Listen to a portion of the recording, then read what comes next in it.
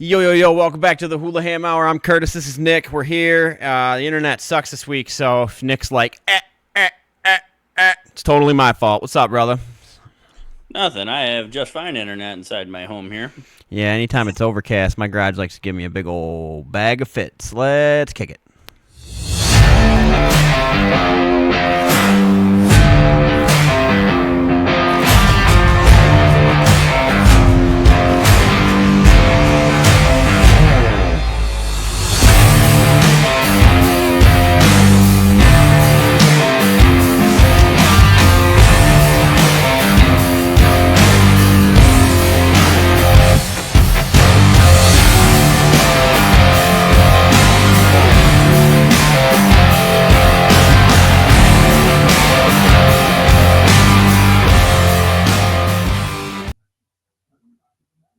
Alrighty, ladies and gentlemen, welcome back to the Hulaham Hour. It is June 18th, 2025.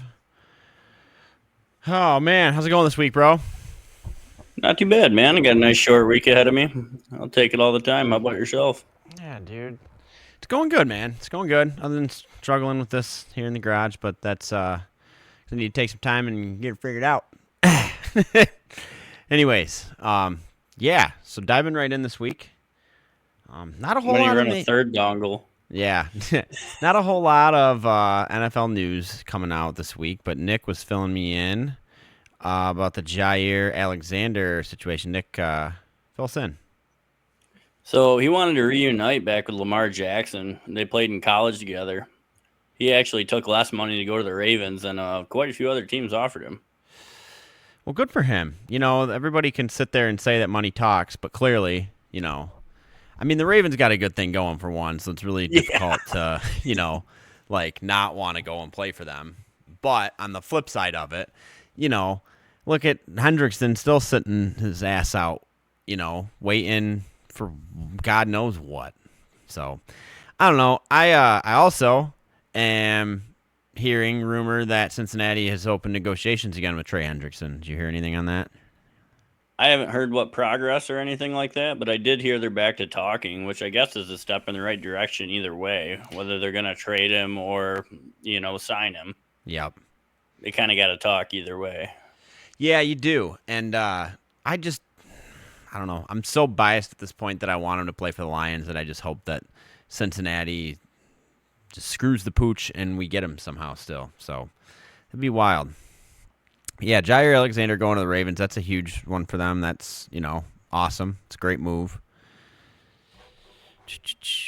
Him and Humphreys on each side. I mean, that's just not fair. You look up NFL news, and I'm so sick of seeing Shedeur Sanders on the top of the damn list. Like, the top 3 articles are about him. He's a 5th-string quarterback. Get over it. Just apparently he got ticketed for driving 101 in a 60 zone. Well, at least he didn't pull a Henry Ruggs, which, speaking of Henry Ruggs, got released from prison today. Did I understand that correctly, Nick? So I read more of the article. He just got released for an event. Oh. But, bro, you're in prison. Yeah, I was going to say, dude, because, like, he killed a lady, right? Yeah. It's like manslaughter, and I get, like, he was speeding. It was 100% his fault. But it's just unbelievable, man. It's unbelievable. But, you know, I could see him coming back and being in the league, but he's not going to come back and be what he would have been if he'd have been in the league this entire time. He had so much talent. It was such wasted talent. But it is what it is, man. It is what it is. Them boys like your A's. Yeah. I think, like, Georgia's had, like, 5 other people get reckless driving tickets, like Georgia, Alabama. Apparently that area, that's what you do. Yeah. And we play football, and in the offseason, we race each other at 2 o'clock in the morning. High and drunk. Yeah. Wild. Yeah, it is. Yeah, there's not been a lot of headlines, as we said again. We're in the real thick of the off season here. But so yeah, still looking forward to seeing what the Lions can pull out this year. So we also are going to be soon back into fantasy football talk. We've got a lot of that coming our way. We've got drafts scheduled, fiddling with another draft schedule, but our 2 drafts are scheduled. We'll probably be bringing some sort of Hulaham hour special for the drafts the following week. Gonna plan on taking some footage and kind of putting together a compilation video for you people out there. Get to meet some of the regular Hulahammers. So stay tuned for that. So, yeah, again, very slow news in the NFL. Not a lot of, that Alexander was probably one of the only moves all week. So, it'll be a short and sweet week here on the Hulaham Hour, especially since I'm struggling with all these tech issues. The shorter, the better for me. So, all right. So, moving on to our second favorite topic in golf. The U.S. Open was this week. JJ Spaun, our hats are off to you, sir. You absolutely were the only one, in my opinion, deserving of winning the U.S. Open this weekend. Would you concur with that, Nick? Well, I don't know. McIntyre was pretty worthy, but he was the only one who shot under par. Yeah, which JJ Spaun was the only one that shot under par. He made a 64-foot putt to close out his win. It was one of the most. It was the most unbelievable putt I've seen to finish a major in my lifetime watching golf. Would you agree? Oh yeah, it's definitely up there. It's something you literally dream of as a child. Like, it's crazy, unbelievable. So, and your first major win like that. Yeah, like just that cool. Is right. Yeah, 100% cool. 100% cool. Yeah, and he's been playing very good golf. I mean, he finished second in a couple different events this year and things like that. So, yeah, he's been on the leaderboard. He's been in a playoff with the Rory. I mean, he's been up there. Yeah, so very cool, man. Very excited for JJ. I think the best thing that happened to him was that rain delay. Yeah, he started out 5 bogeys on the first 5 holes. Yeah, and then he has that 1-on-2 where he hits the flag stick and it bounces back 50 yards. I could not. Unbelievable. It would have been an inch left or an inch right. It would have nicked the flag and been almost perfect. It's unbelievable. Bryson DeChambeau shit the bed.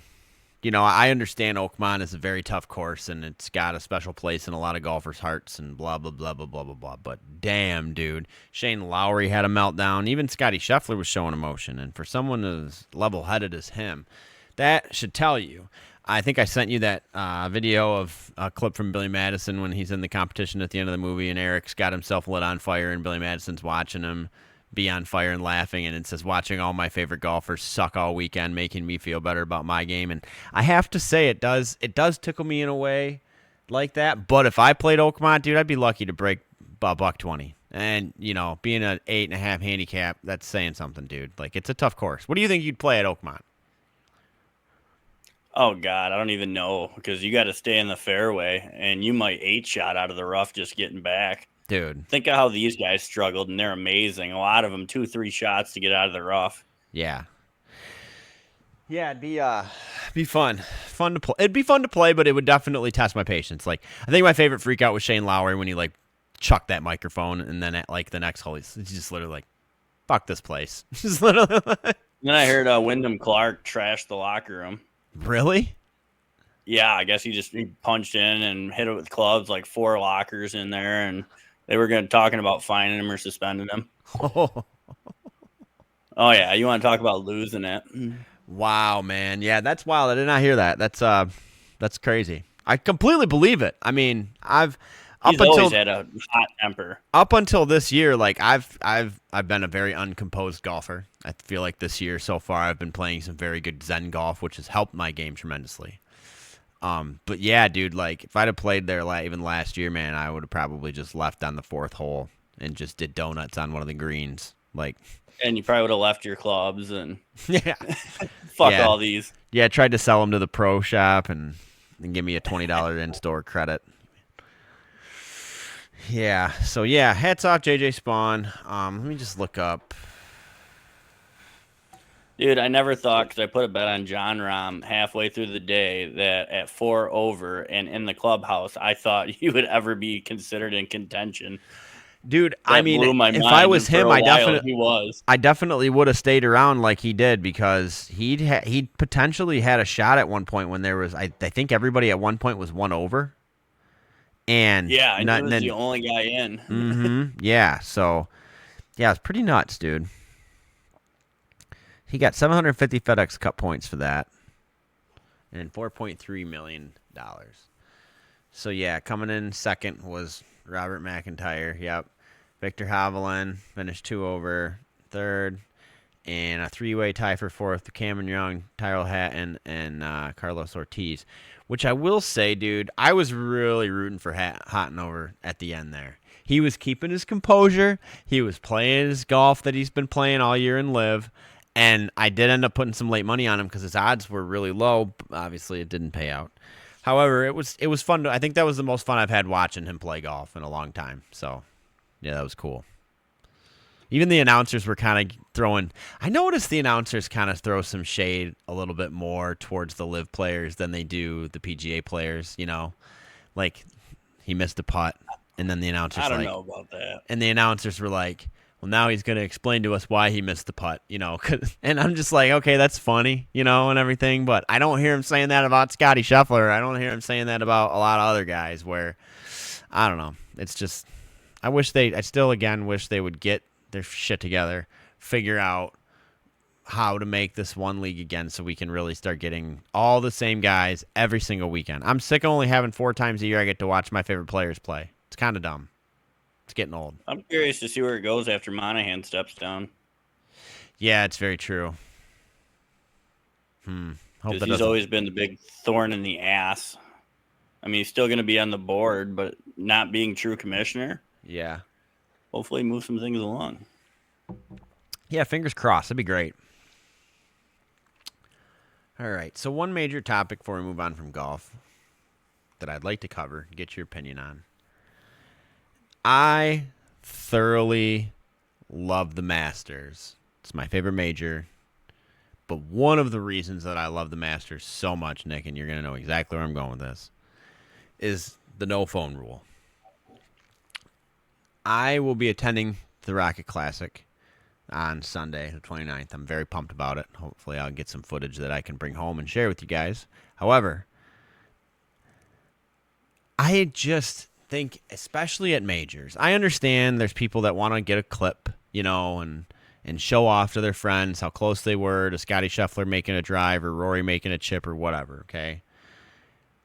But at majors, I'm a big advocate that there should be a no phone rule at majors, because it just cheapens up the entire atmosphere of the major. When there's that big ass putt, and it's right in front of a crowd of people, and every single person has their phone out, none of them are actually watching what's going on in front of them. I know how much tickets are to the U.S. Open. They ain't cheap. And these, like, just enjoy yourself, people. This is a little bit of a rant for me, but just keep your phone in your pocket and enjoy it, because guess what? CBS has 8K cameras, probably about 500 of them, all over the course that you can go and probably pull up footage of them hitting it and actually see yourself on TV. Do you want to see yourself on TV like this? Or do you want to see yourself on TV without your fucking phone down your throat?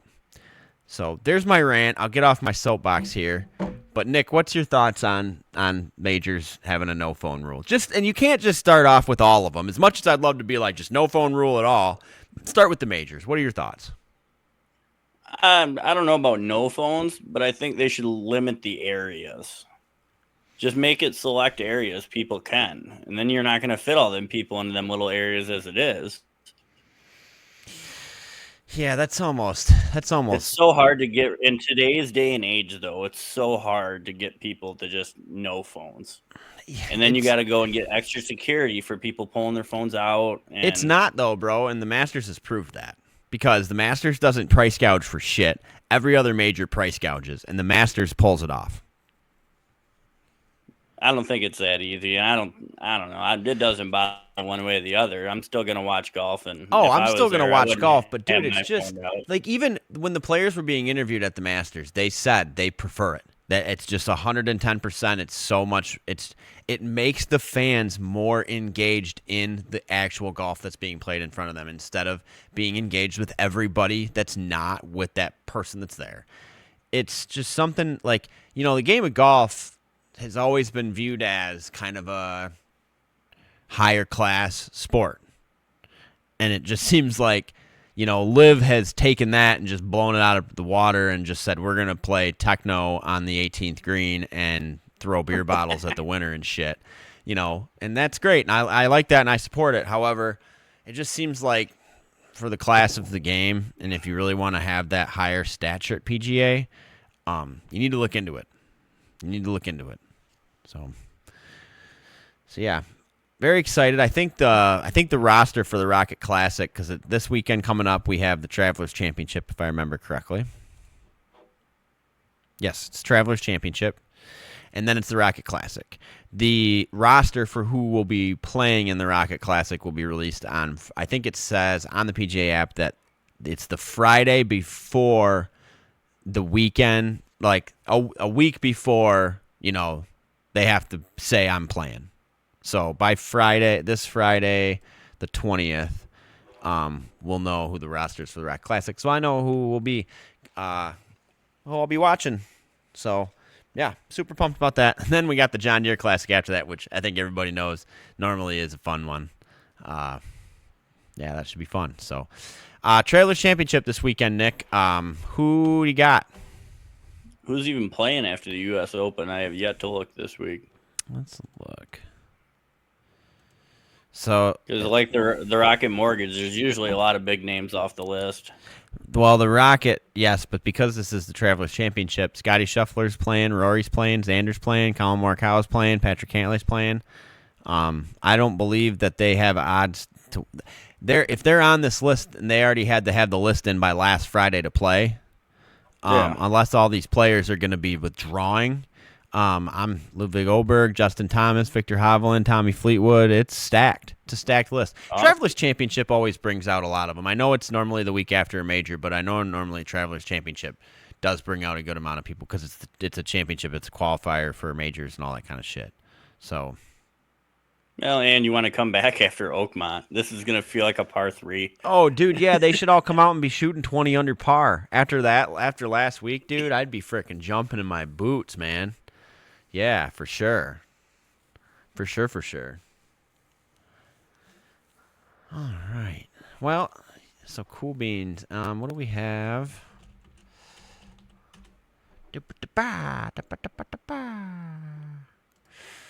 All right.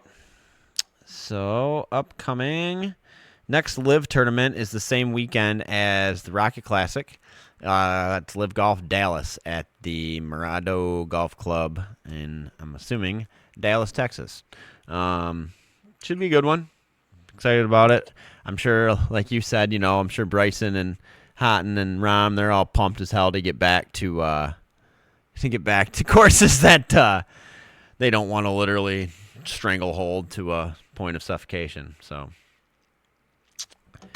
yeah, cool beans. All right, so. Nick, you heard any other word on any other TGL updates or anything like that? No, I have not seen any updates in that. I've just heard all the rumors, the expanding and how many more. I haven't heard anything since. So it looks like Season 2 schedule. Oh, no, they don't have it released yet. Sign up for Season 2 schedule. Ooh, look, they do have, it does say Motor City Golf Club. It's coming in 2027. That's freaking cool. Nice. And I wonder, because if it's 2027, I wonder if they're building a facility in Michigan. Well, only time will tell. That would be super cool, man. Oh, save us a trip out to California, dude. That'd be awesome. You mean Florida? Or Florida, yeah. Save us another, yeah, because I go there way too much, man. I keep thinking SoFi Stadium. You know what I mean? When I hear SoFi Center or whatever, I just keep relating that to LA every single time. Every single time. No, the Chargers don't play there. That is wicked cool, man. I'll have to do some more research. Yeah, I'll do some more research this week, and we'll bring you more updates on the TGL next week here on the Hulaham Hour. All right, so Nick, moving on to our next topic. Congratulations. The team that you picked in the beginning of the NHL playoffs has won their second Stanley Cup in a row. So, Nick, lead us in about Panthers and their victory last night. Oh, man, seeing Connor McDavid's face in his interview after, just a man who looked defeated for 2 years in a row. That was all I needed to see. Congratulations, Sam Bennett, on winning the Conn Smythe. He played a hell of a playoff series, and honestly, Florida just wore him down. They outbodied him the whole series. I watched that final game, the whole thing, and there was just nothing Edmonton could do to get any momentum. Yeah, especially the last 2 games. The last 2 games, it was like, but when Florida goes up 2-3-0, I never can shut my TV off and go to bed because I did that in one of the first 2 games, and I woke up and the Oilers won in overtime. So it was still an exciting series by far. Oh yeah. However, do you feel the Florida Panthers last year or this year were a better team? It's hard to judge off that, though, to be honest. Every year it's a different team. Yeah. It is. They're always a little bit different than previous teams. I think this year's team was quicker, but not as physical as last year's team. So they didn't fight as much, but I thought they were still quite physical. They were just kind of smarter about it. Correct. I guess that's kind of where I was coming from with the less physical aspect of it. They might not have been less physical as much as they were just smarter about it and not having. I mean, there were about 1/10 of the penalty minutes in this playoff series this year than there was last year. I mean, and then at the end of what was it, game 4 or 5, when it was like 6-0, and then there was like 90 minutes of penalties in the last 5 or 10 minutes of the game. That was insane. That was crazy. I mean, I get it, but it's at the same time, it's like, man. I think the refs were kind of told to keep a clamps on that this year because there wasn't nearly as much of this year as it was last year. Dude, there were so many fights last year. It was crazy. Yeah, I think they got the memo from the league like, hey, once in a while, okay, but knock this shit off. Yeah, for sure. So, but yeah, very exciting series to watch. Bobrovsky was freaking a stone cold wall all playoffs. I think hands down best goalkeeper in the league still. He's just incredible. It'll be fun to see if they can come back and compete again next year. But, back to back in any sport is tough. To try to do it 3 years in a row, I mean, it's a very, very hard feat. Has it been done before in the NHL? I'm sure it has. The Red Wings have done that, I think. I don't have that stat for you off the top of my head. Well, good thing no one comes here for stats, right, people? So when you get into the dynasty talks. Yeah, exactly. For sure. Yeah. Oh, getting Brad Marchand, there is nobody in the NHL that'll piss off the other team more than that guy. I love him, but God, is he an asshole to play against. Yeah. He's going to get under your skin, and he's going to fuck with your head. Big time. So, yeah, congratulations to the Florida Panthers, the 2025 NHL Stanley Cup champions. Super fun game again to watch last night. Glad they wrapped it up so we didn't have to sit here and have you guys wait another week to hear that Florida Panthers won. Because I know this is the only place anybody gets their sporting news. So, screw ESPN. And I really am glad that fucker didn't go to Canada. Keep the cup back here. Yeah. Speaking of Connor McDavid, I think we had this conversation on a previous episode, but he's got to get a cup, or he's never going to be viewed upon as one of the greats to do it. Because he is one of the greatest to do it. He's just his talent's unmatched. But he's got to get a cup. Do you think he'll get one? I think he will. They're so close. They were the oldest average age in the NHL this year. If they get a little bit younger next year, I think they'll be making another run at it. Connor McDavid, I'm 85. I know they said that. I'm like, well, no shit, their body's hurt. Florida plays physical. Them guys are a little sore now being you of said that age. I hurt. God dang. Oh, man. Good series, though. Yeah. But I think Connor McDavid will get one before he's done. Yeah, let's hope. It would be fun to see because he's a fun player to watch. So he is, and all the greats have one. Yep. They sure do. So, all right. Well, that's going to wrap up our NHL talk, at least for the next few months.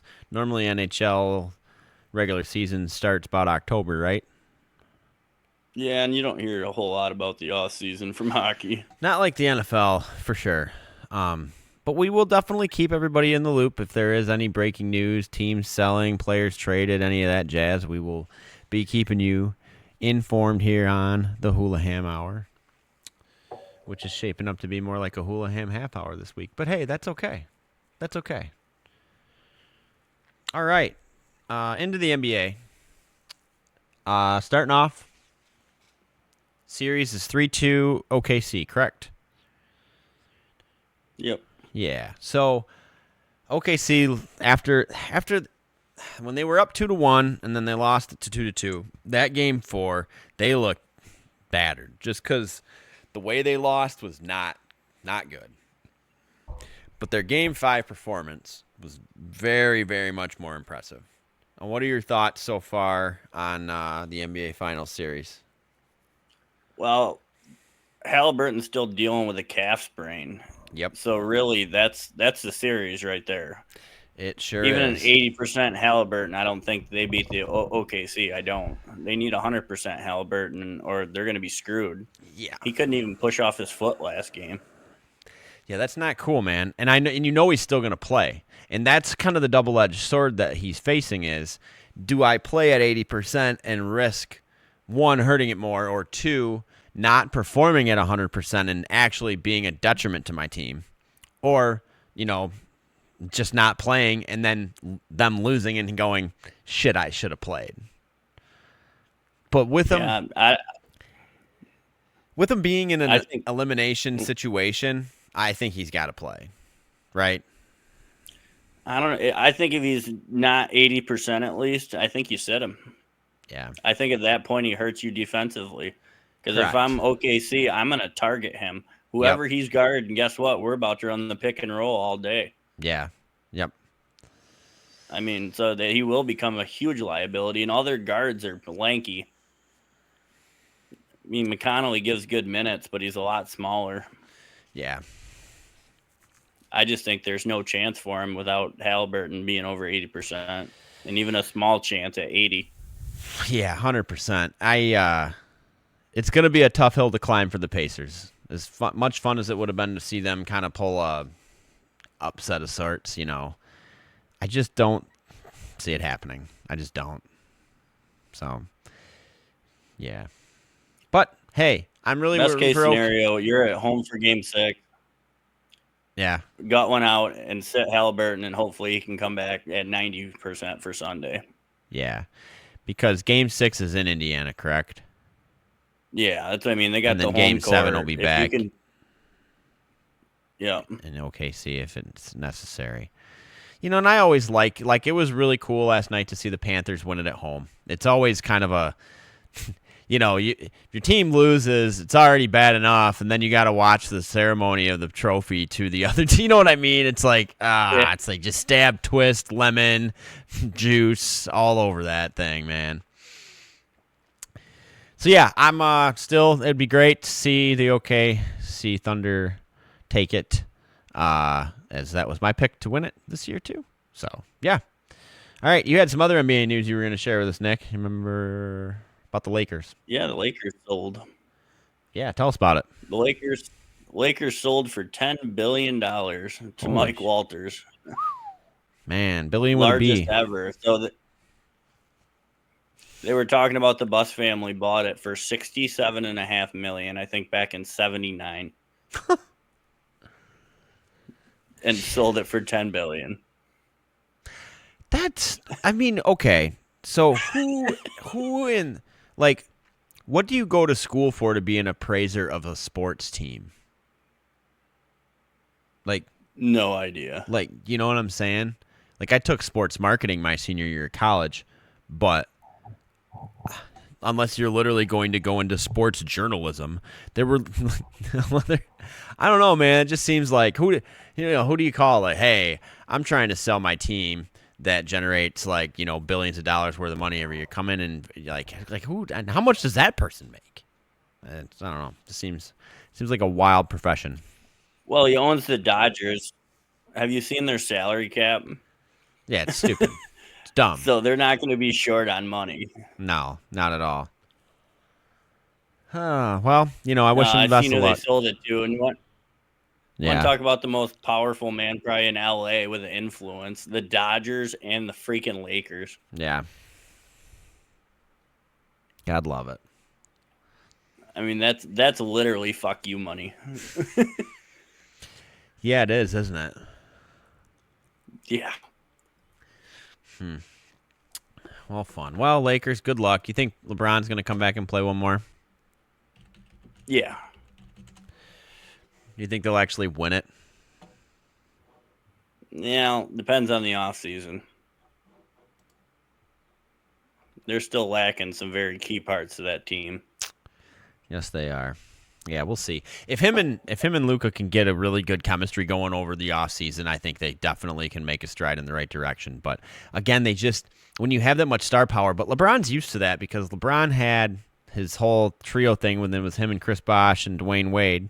So he's used to being surrounded by that kind of like publicity, I suppose. But in the same breath, it puts you on a pedestal and it puts way more pressure on you as well. And at his age, I know he still plays like he's in his frickin' 20s, but I don't know. We'll have to see. So good luck. They need a big man, not a superstar big man, a 7-footer who plays defense and can catch alley-oops. Yeah, a Tim Duncan. Not even a Tim Duncan. You need somebody way less talented. Way less talented. Just to fill the role, man. Yeah. Hang out around the rim. Yep. Fun. I love it.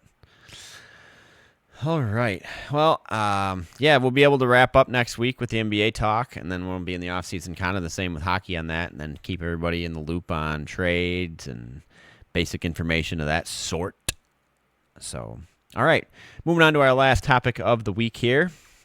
MLB, Tigers, still best team in ball. Catching any games? Oh, yeah. Yeah. Yeah, it's been great, except for the Red Series. Yeah, that one sucked. Killing me small. Yankees they are 3-7 in their last 10. They are being just taken to the cleaners. You been seeing that? I didn't catch that. Oh yeah, dude. They are 3-7 in their last 10. They're still 42-30. However, they've been like Aaron Judge went like 0 for 4 like 3 games in a row or something, I think it was, or they've been playing unbelievably terrible. So I don't know. That's always fun to watch the Yankees suck when you spend all that money and then you like start playing like the Rockies. Which, speaking of them, where are they at? Oh man, they've gotten 16 victories. So they're probably not on pace. They've been a little better as of late. Yeah, they're probably not on pace to break the record anymore, but White Sox are damn close behind them. So I seen one of the players on the Brewers requested a trade, and they're like, "Yeah, sure, we'll grant you a trade." Trade him to the White Sox. So I don't know how much of an upgrade that was, but good luck, buddy. So yeah, Tigers sitting are probably going to make the playoffs. Yeah, no kidding. Tigers sitting at 47-27, 6-4 in our last 10. Yeah, had that little skid against the Reds, but De La Cruz, he's a monster, dude. He's just fun to watch play. That was fun. It was a fun series to watch, even though we didn't par very well. So, but yeah, the All-Star break's going to be here before we know it. It's about a month away. I'm looking forward to the home run derby again this year.